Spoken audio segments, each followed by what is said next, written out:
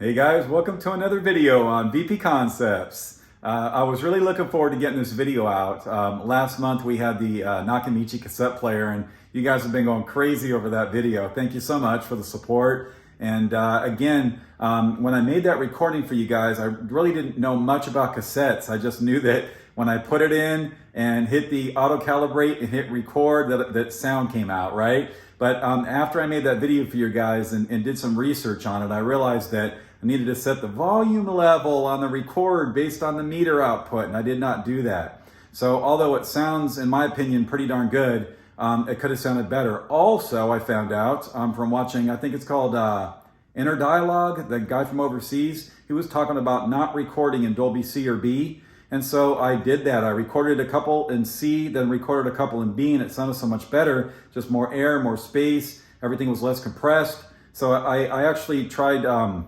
doing it without anything, and it sounded way better. I mean, almost just like the CD, only again with those smoother highs and just the warmer sound.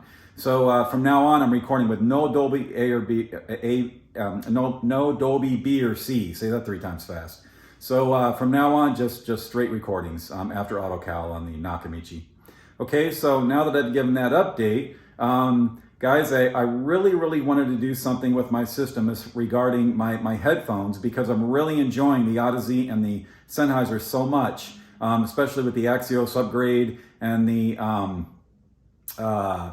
that treatment I put on. I can't remember the name of the company now, gosh. But anyway, the nano liquid, right? Furatech, the nano liquid. On the Sennheisers, I've just been really enjoying night listening, and I really wanted a tube sound. And my dream is to get the MA12000 for the full setup with the tubes, the integrated Macintosh. But what am I going to do about the headphones in the meantime? So I was looking at, I was learning, right, doing my investigative work, looking at the dark voice and such and such. And when I came across the Feliks Audio Echo MK2, I was really curious. It was only $1,000. It looks so well built. It had such good reviews, although there aren't enough YouTube video reviews, and that's why I'm glad I'm doing this one. I went ahead and took the chance and got it. Headphones.com carries it, and I also upgraded 2 of the tubes. And I opened it up and cleaned the tubes and installed them, and I'm going to go ahead and show you some images of me doing that right here, and then I'll be right back.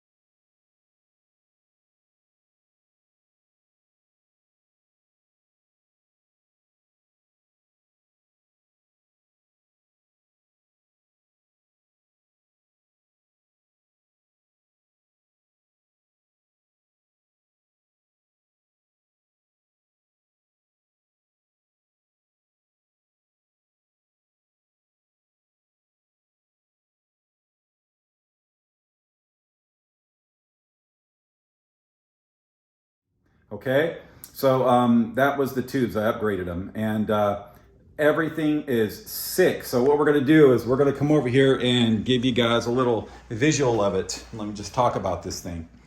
So the one thing that I really liked with the MK2 version over the 1 is that this has 3 inputs in the back. Input 1, 2, and 3. And what I've done is I've capped them off with Cardos caps. I did use Kimber Select, and I'll get to that in a minute. And I also used PS Audio in the end on their the Prelude power cord because it sounded best with this unit. But this has 3 inputs and an output. So you can literally use this thing as a separate preamplifier. Here's the switches right here. You just click between them. It also has a mute. And then the volume button. This thing is so freaking well made, guys. It's incredible. It has auto biasing, so I don't have to mess with that on the left or right channel. It has beautiful wood paneling, which just really, it's actually darker in real life than it's coming in on the video. It's actually a darker, not a lighter. But and then I upgraded the power tubes, and then these are the preamp tubes. So, you know, as far as specs and everything, I'll let you guys check that out online. I'll tell you that the headphones.com and the Feliks Audio website have different specs. Oh, there's a dog in the hallway barking. Sorry for the interruption. But this has 350 to 380 milliwatts. My Audizies require 250, and my Sennheisers require about 100, the HD600. So this thing has more than enough to push it. The biggest thing that surprised me, though, is everybody on the forums and stuff were saying, do not get this for planar magnetics and the Audizies. And I was really surprised because with that much milliwatt output, and the Audizee are 100 minimum, 250, you know, recommended. This thing's 350, 380. It should be taking it fine. I think it says like headphones from 50 to 600 ohm, and the Audizies are 20. So when I put these on, my friend kept saying, try them. And I was like, dude, no, I just got them from my Sennheisers. He's like, no, you got to try them. So I did one night, and I was blown away. This thing pushes them just fine. I mean, louder than I need to listen to them. And I thought the bass would be flabby and slow and loose. It's not. It punches, it's strong, it's powerful. It just really, really warms up the Audizee. And they can be a little bit clinical. I've said that before. And again, they're very musical, very pleasing, but they can be a touch clinical. This amplifier changes all of that. So I have listened for 5 hours, guys, on a Saturday evening, and just like, you know, put them on 8 until like 2 or 3 in the morning, just sitting here, just mesmerized. Everything comes to life. What I really thought, again, some of the comments with tube amplifiers, headphone amps, is that, you know, the bass can be a little bit flabby, or it can be too euphoric, right? Lush. Not enough detail, kind of fuzzy. This does none of that. It sounds like my solid state Macintosh, only warmer, and I can't explain it. It's not like a honey or a syrupy, but it just gives a bloom to everything and opens everything up. The sound stage is incredible. I mean, way out left and right. Everything flows in the middle. The imaging is there, the details there, and that's what shocked me. I thought I was going to be compromising with this amplifier. Now, to be fair, the power tubes, I think they're only like $40 upgrade, 20 a piece, and they're balanced and matched and everything. They really did add more punch and warmth and a little bit less of a mid-rangey sound that the factory tubes gave. But in all fairness, I didn't, you know, give those tubes long enough to burn in, because once I put these in, it was just such an immediate upgrade that I just didn't even mess with the factory ones anymore. So maybe after you put 150 hours, 200 hours on them, they'll sound better. But I went through the tubes, what is it, tubes.com? Or I think tubes, can't remember, but you'll see it in the paper. You saw it on the paperwork on the video I did at the beginning, the pictures. If you freeze the image, it's on there for you guys. So anyway, I'm just kind of excited. Wanted to do a video for you guys that I decided to get into headphone amps, and really wanted to do something with tubes and was kind of wary of it. Wanted something that was simple, easy to maintain and manage, had auto biasing, gave you that audiophile sound quality that competed with the big rig, and it does. It really does. I'm going to show you some custom stuff I had to get done to it, though. So actually, I did just get made, if I can get it around here and show you guys, I did just get made a set of select jumpers that match my 1016s. I had to make me a set of jumpers from the preamp to the amp in. I was using a set of like 5 half meter or whatever, and I went down to the jumpers, and it really made a sound quality change for the better. And then this is what I want to show you guys. See this? These are actually pigtails that I had to have created. These are all pigtails matching 1016s. They Kimber custom made them for me because I needed a splitter. I needed a splitter because I only have one set of pre-outs, and that was going to the record out of the MKII. And I was like, well, hell, what am I going to do? Every time I want to listen to it, I would have to pull the plant out. I'd have to rewire it into the back of here. And then when I'm done with it, put it back and take the plant out and put it back into here. So I said, guys, what can I do? I need a splitter, but I don't want to degrade the sound quality. What do you think?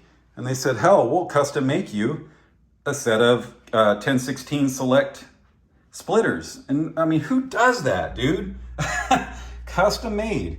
So if you guys have Kimber, or you're looking to get Kimber, you want something custom done with a set of jumpers for pre-outs to ins, or some splitters when you're needing that set of pre-outs maybe to a sub into something else, here you go. Call Kimber Cable. I'll put their information in the display, or in the comments. So guys, man, I mean, how can you quantify a grand that competes with the big setup? I enjoy listening to my headphones and this thing as much, if sometimes not more, than this, because there's something about tubes, as you guys know, that really adds soundstage and depth and bloom and warmth and lifelike analog sound. And when I'm hearing that when I'm playing a cassette tape through this, oh my God, it's freaking spiritual. So that's it, guys. About $9.99 for this, $40 for the power tube upgrade. Went with the Kimber Select for the headphone, for the input, and went with PS Audio Prelude, which I had in my closet. I used to use a long time ago and tried it, and I loved it with this pairing. So in closing, cables and power cords make a difference. Now, one thing I have ordered, it's not here yet, is the Synergistic Research Purple Fuse. Everything else has oranges in them. They just came out with a purple, so I went ahead and got it for this. It was $200. I think the orange was $160, so it's not that much of an upgrade. The dealer AB'd them in his store and said, Paul, the purple blows away the orange. I'm kidding you not. I'm not just saying that. I love the difference, so I went ahead and got it. It should be here hopefully in a week, and I'll update you guys on my Instagram what the sound change is. But I really wanted to, go top level with the Axios cable and the power cords and the interconnects and the splitters, because I really wanted this to compete or beat what I'm listening to in the daytime, after 11 o'clock when I go to the headphones. I wanted this to beat it or compare to it, and it does. So I'll put the information of the link to this in the description. Again, as an audiophile using headphones, I was really against it for many years, and I was silly and I was wrong, because with a high-end setup, doing it right, it beats or exceeds in-room listening.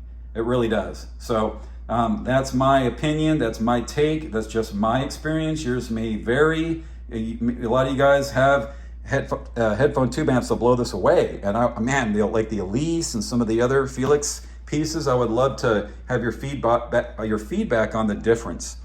The last thing is no noise.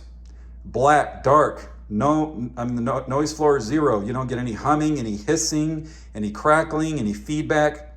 I have before on the Odyssey a couple times heard what almost sounds like a little bit of a digital sound, like a dee dee dee dee dee, a couple times, and I don't know if that was the DAC that was doing a software update or something, because I had it in streaming mode.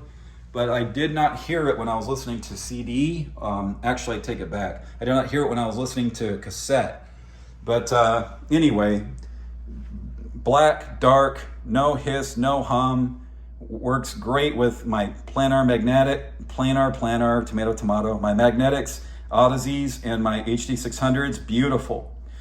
Okay, so that was a whistle-stop tour of this. Just my opinions real quick. Wanted to get something out mid-month for you guys. I'm traveling on vacation next week.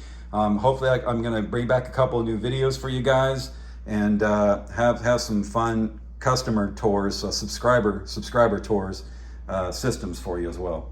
Okay, so with that, thank you guys so much for an amazing June video that you got to share with me, and just an amazing hobby. Amazing group of guys I get to share this with. Thank you so much for subscribing and liking my videos. You are champions. Till next time, bye-bye.